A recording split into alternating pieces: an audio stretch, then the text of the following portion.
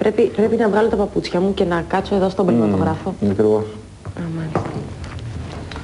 Όλες οι γυναίκες έχουμε κάποια προβλήματα με πριξιματάκια και παράλληλα θα τα βάλω. Παράλληλα, έτσι λίγο ανοιχτά ακόμα.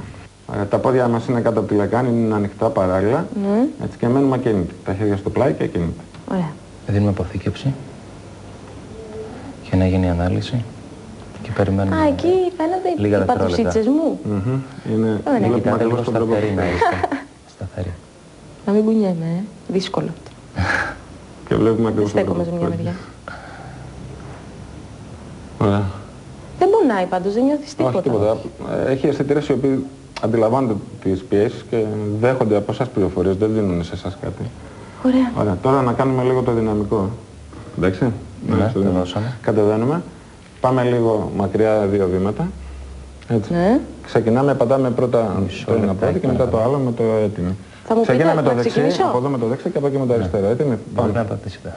Και πατάμε ελεύθερα, κανονικά, όπως το πατάμε στο δρόμο. Περιμένει λίγο. Μισό λεπτάκι. Πάμε. Να κάνετε βήματα τώρα. Γυρίζουμε. Κάνουμε περίπου 3 βήματα πρέπει να κάνουμε για το κάθε πόδι, ώστε να είναι συγκρίσιμα μεταξύ τους αυτά. Περιμένει λίγο. Πάμε. Ωραίο αυτό. Έλα λίγο πίσω, Κατερίνα. Ναι. Πάμε.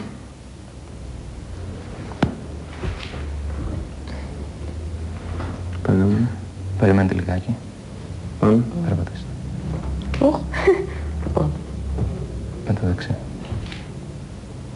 Έλα λίγο πίσω και ξεκινήστε με το δεξί πόδι για να πατήσει το αριστερό. Ξεκινάμε με το δεξί. Πρώτο βήμα με το δεξί, έτσι. Και είμαστε έτοιμοι. Τέλος, μπορούμε να κάθεστε. Ωραία. Να δούμε λιγάκι τώρα τι έγινε. Το πήγα, όμως από εδώ πάτησα το άλλο πόδι. Δεν πειράζει. Να δούμε, να καθορίσουμε λίγο, καθόρισε λίγο το βήμα. Να βάλω και τα παπούτσια μου.